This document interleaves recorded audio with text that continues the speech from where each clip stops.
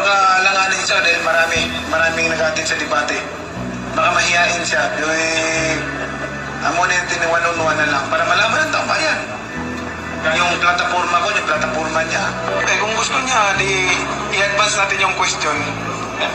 Ngayon ay tutungo na tayo sa kaugnayang panlabas ng ating bansa, foreign policy.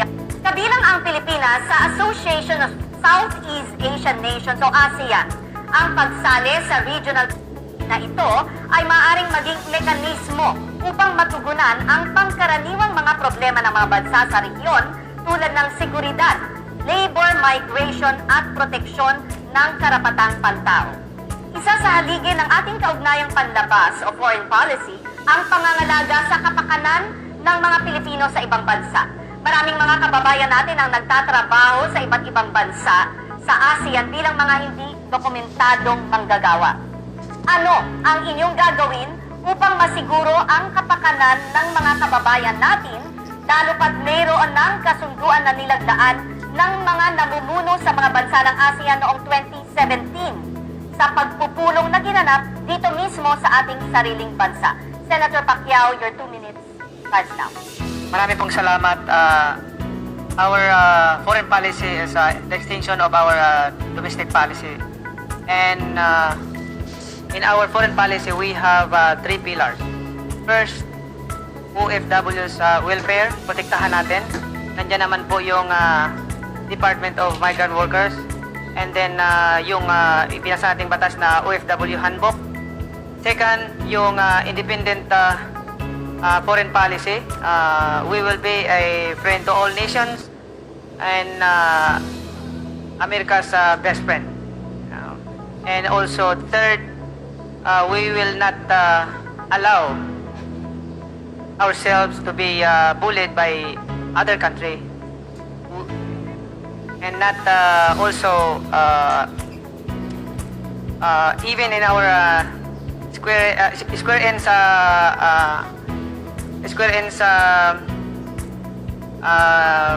land will be giving up to them, and we will fight because we are Filipino. And also third, I mean that's third. If the Quad were to become a collective security alliance, you as our country's chief architect of our foreign policy, are you going to make the Philippines as a member of the Quad? Why and why not? Senator Marcos? I think any of these agreements we should, of course, encourage as long as it is very clear to us what is the advantage to the Philippines. What the professor just mentioned was she spoke about the great powers trying to carve out spheres of influence. I reject that model that I believe no longer applies in the geopolitics of the modern world. The old Cold War thinking. We have to apply our own way.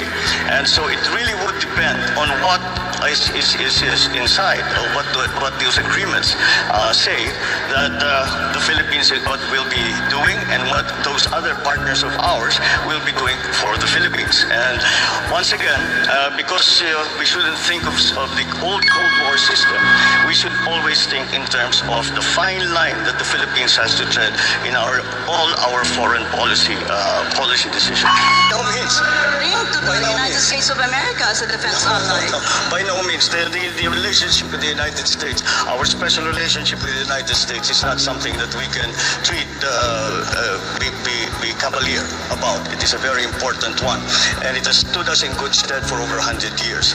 And that, I think, will never disappear from the Philippine psyche. The idea and the memory of what the United States did for us and fought with us in the last war. And so that is a specific part of our foreign policy. But then, as we approach, we know that we are a hot spot right now. The West Philippine Sea is a hot spot in geopolitics right now. And that is why we still have to find our own line. in terms of all of these arrangements. Except the one simple principle is that we will not cede 1 square inch of the Philippines to any country.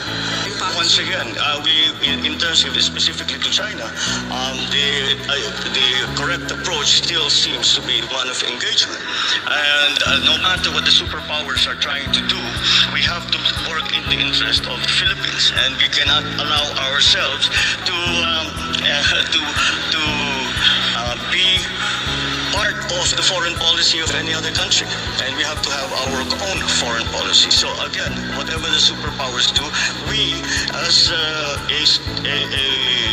highly strategic geographic are having a highly strategic geographical location in the world, really have to walk that very, very fine line between these great powers who I always say these are great powers. We are in between. If they sneeze at the same time, we disappear from the map, and that is something that we've always